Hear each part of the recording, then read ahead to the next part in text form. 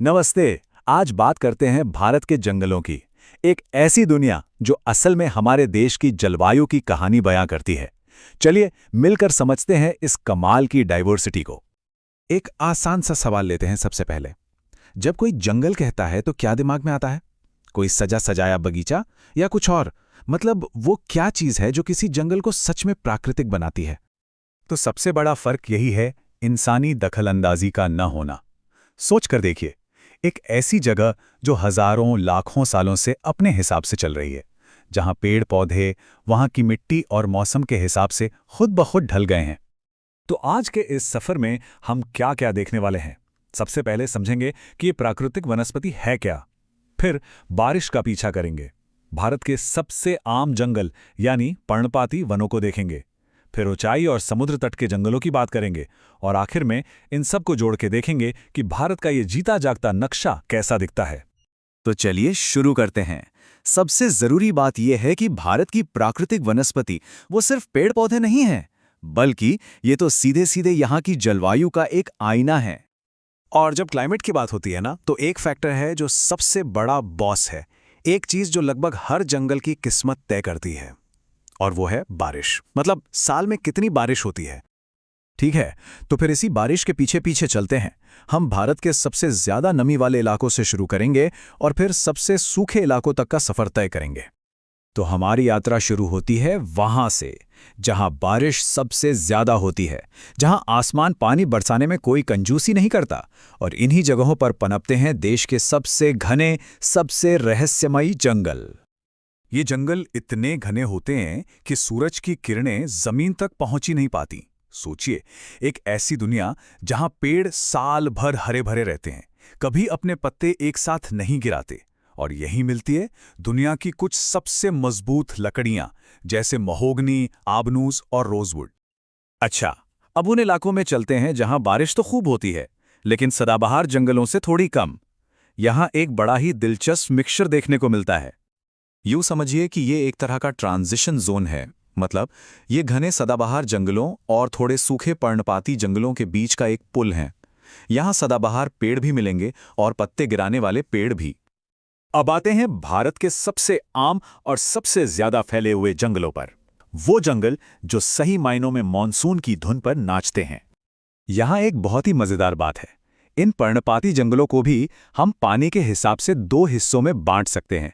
जहां बारिश 100 से 200 सेंटीमीटर होती है, वहां मिलते हैं नम पर्णपाती वन, जिनमें सागौन और चंदन जैसी कीमती लकड़ियां होती हैं। और जहां बारिश थोड़ी और कम, मतलब 70 से 100 सेंटीमीटर होती है, वहां मिलते हैं शुष्क पर्णपाती वन। ये कम पानी में भी गुजारा कर लेते हैं। और ये जो शुष्क पर्णपाती वन है ना, ये अक्सर एक बहुत ही अनोखा लैंडस्केप बनाते हैं। इसे पार्कलैंड कहते हैं। मतलब दूर दूर तक फैले घास के मैदान और बीच बीच में पेड़ों के झुंड। बिल्कुल किसी नेचुरल पार्क जैसा लगता है, एकदम खुला खुला। अब सोचिए, अगर बारिश और भी कम हो जाए तो नज़ारा एकदम बदल जाता है। हरियाली की जगह अब कंटीली झाड़ियां ले लेती हैं। इन इलाकों में सर्वाइवल का बस एक ही नियम है, पानी बचाओ। और इसी के लिए इन पौधों ने खुद को गजब तरीके से ढाला है। इनकी जड़ें बहुत गहरी होती हैं, पत्तियां छोटी छोटी या फिर कांटों में बदल जाती हैं, ताकि पानी का नुकसान कम से कम हो। लेकिन कहानी सिर्फ बारिश पर खत्म नहीं होती। पहाड़ों में एक और खिलाड़ी मैदान में आता है, वो है ऊंचाई। जैसे जैसे हम ऊपर चढ़ते हैं, जलवायु बदलती है और उसके साथ ही जंगलों का पूरा रूप रंग बदल जाता है। यह बहुत ही कमाल की बात है। हिमालय पर चढ़ना ऐसा है जैसे हम भूमध्य रेखा से ध्रुवों की तरफ सफर कर रहे हों। नीचे आपको पर्णपाती वन मिलेंगे, थोड़ा ऊपर जाने पर ओक और चेस्टनट जैसे पेड़, और ऊपर जाएंगे तो चीड़ और देवदार के शंकुधारी वन, और सबसे ऊपर पहुंचने पर बस काई और घास। ये पूरा सफर कुछ ही किलोमीटर में तय हो जाता है। और ऐसा सिर्फ हिमालय में ही नहीं होता।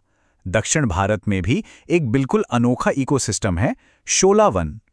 ये इतने यूनिक हैं कि पूरी दुनिया में और कहीं नहीं पाए जाते। घाटियों में घने जंगल और ढलानों पर घास के मैदान। ये नज़ारा वाकई खास है। चलिए अब इस सफर के आखिरी पड़ाव पर चलते हैं, समुद्र के किनारे। यहाँ वो खास जंगल हैं जो जमीन और समुद्र के मिलन वाली जगह पर, यानी खारे पानी में भी जिंदा रहते हैं। इन्हें कहते हैं मैंग्रोव वन। ये प्रकृति के असली सर्वाइवर हैं।